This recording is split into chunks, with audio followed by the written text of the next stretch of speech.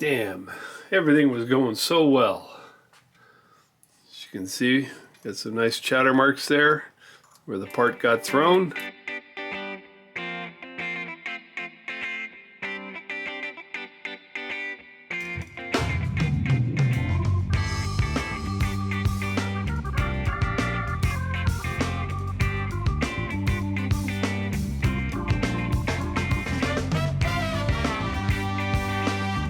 Damn, everything was going so well. As you can see, got some nice chatter marks there where the part got thrown. Had a problem.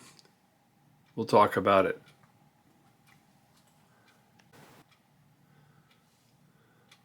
Well, I'll have to see if I can recover from this. I already recovered, well, I recovered once but screwed up. You can see I had made a cut here using the auto feed to plunge in a 5/8 end mill, and I was going to put in 120 apart. Everything was set up on the rotary table. This just went perfect. As I rotated around the 120 degrees, all of a sudden the rotary table wouldn't move. The T-nuts I put in were sticking out and hitting the stop here. And I made a mistake. I know this. I should have checked my rotary table all the way around before I ever even put it in the vise, right? So now I was stuck with a problem. I couldn't move the rotary table any further, so I needed to pull the T-nuts that were in here out and put in these shorter T-nuts so it would work. Put a vise stop back here, pulled the vise out, or pulled the rotary table out of the vise, went over to the welding table, clamped my part down to the rotary table so I could loosen the clamps, change the T-nuts, put everything back together. You can see I've got, I don't know if it'll show up, but I have lines here and I know where this is supposed to be, but I didn't move the part. So it was still on the rotary table perfect because I had it clamped. Put it back in the vise, had the DRO set, had the vise stop set, everything's great. Got back onto the location, eyeballed it, double checked, got everything set to go. Told it to down feed. I forgot to tighten the vise. So as soon as that end mill caught it, it threw the part, threw it off the, everything. So back at it again. So now I gotta recover, get it all back aligned, and finish the part. I kind of like doing this though, to be honest with you. I like a challenge of resetting up stuff. So I'm not gonna let you watch me get there, but we'll bring you back when I got it. Well, you missed the action. Had it all set up again and came down, touched the back wall so I knew where I was going. Came down real soft. It's still bitten through the part. My T-nuts, these smaller T-nuts just aren't working for the setup. So we'll go to plan B. So, geez, it moved everything. So we'll go to plan B. Take this back to the lathe, clean this up a little bit, which won't hurt anything for what I'm building, and I'm going to go to a different setup to finish this. The first one just went so slick. T-nuts held in that. All right, we're having fun. Well, you saw the air, the problem, and you saw the second air, and you're probably saying, what are you making? Well, what I'm making is this vibration dampener is for a Mercedes. I've done some measurements, and what I'm making, it's a tool that holds the dampener as you go to tighten it. So the dampener, as you can see, has these holes, and that's where the tool goes in so that you can tighten it. Now I did 3D print a sample in figuring it out, how I was going to build it. And what I ended up doing is I made this plug that fits here, fits the dampener, and then it also fits my part. And then there's a spacer here to hold it all together. So let me turn it over. Lost my part.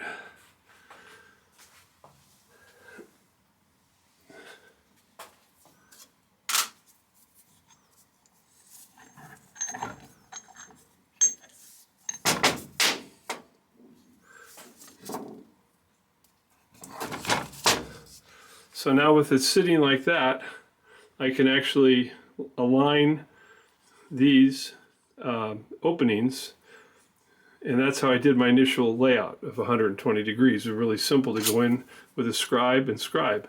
So what I'll do now is line up the one that's completed and then remark the other two that I need to complete. You don't need to watch me do that, but that's what I'm going to do. I get it lined up on it and get it. The little plug that I made really worked out nice for doing the layout and stuff. Okay, I got this marked. Now these are going to end up with 5/8 pins in there, and there's plenty of space for it. But you can see here where I've marked where the other slots need to go. So pretty simple to just eyeball the 5/8 end mill on that in the vise, forget the rotary table, and do a plunge cup. I was doing a plunge cup of one inch, and then these are set up for the dowel pins that'll get welded in place, and those will go into the dampener. So back to the mill. Plug worked out great.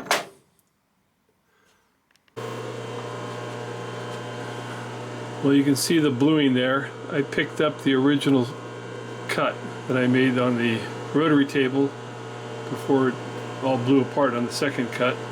So I got a V-block in here.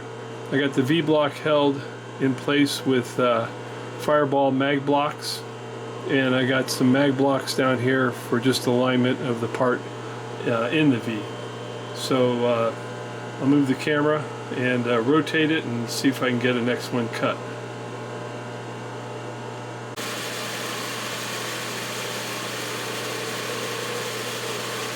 Okay, I've spun the part,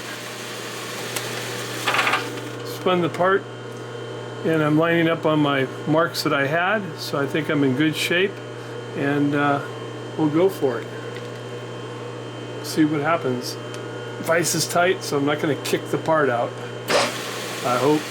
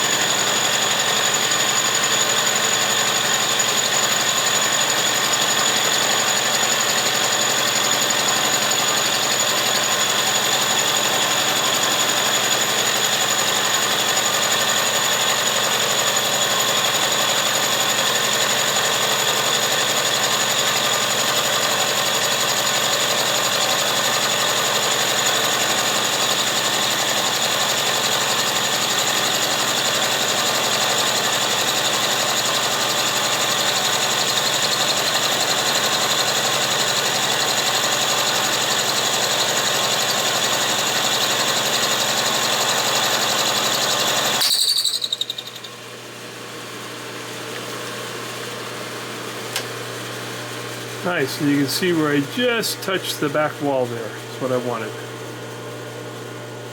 I will clean it up, move it one more time, and get it done. Well, sometimes you think long enough and you realize you're chasing your tail. So this piece is cast iron, and I'm not going to be able to weld the pieces on it and be secure. So thought about it, and I dug in my pile, and sure enough I found a nice chunk of cold roll. So right now we're heading towards a 2-inch hole. We're under a 2-inch hole, but popping it through, and it's about a 5-inch slug. So the old Clausine 6913 is doing its job. I've got a it's a Morse taper 4 drill in a reducer. It goes from Morse taper 4 to Morse taper 3 in the tailstock. Well, I've got about another ½ inch to go.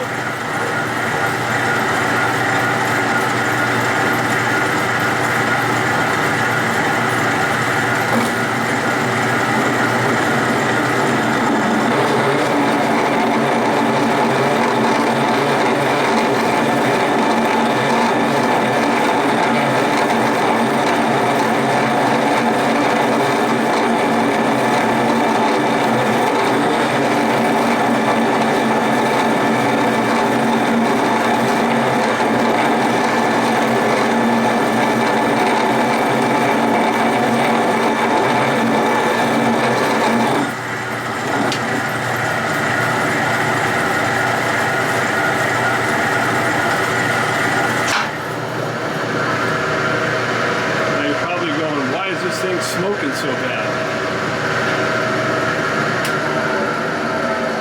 The cutting oil I'm using is a Hangsfur's hard cut, and it's really a nice cutting oil, but one of the downsides of it is it likes to smoke. So I'd already turned the part around. I had come through about all the way to here on the other side. The part was getting really hot and wanted to bind up on the 2-inch, so that's why I flipped it around, and I'm just going back through. Let it cool off and we'll finish this 2-inch hole. Okay, got the layout done. I've already cut one. This V-block has about the same thickness slot there as this parallel. I have a vertical line that's in the center of the slot.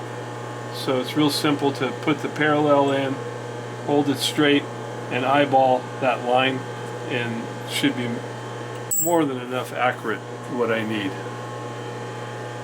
Vise is tight.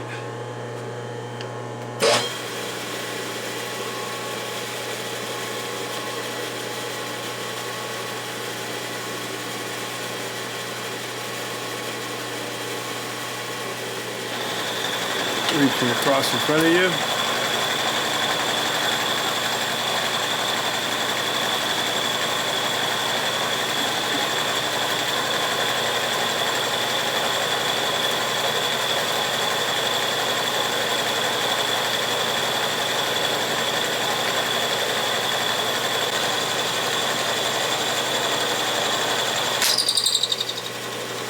Kickout's working good.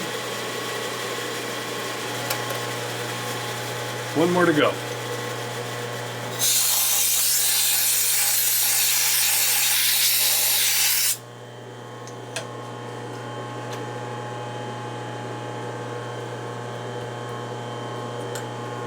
Just open the vise enough that I can roll it.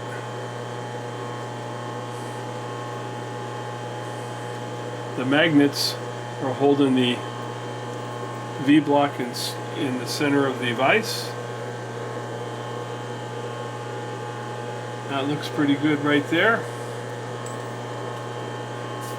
And I'm going to move you so I can go eyeball it better, but that's what's happening here.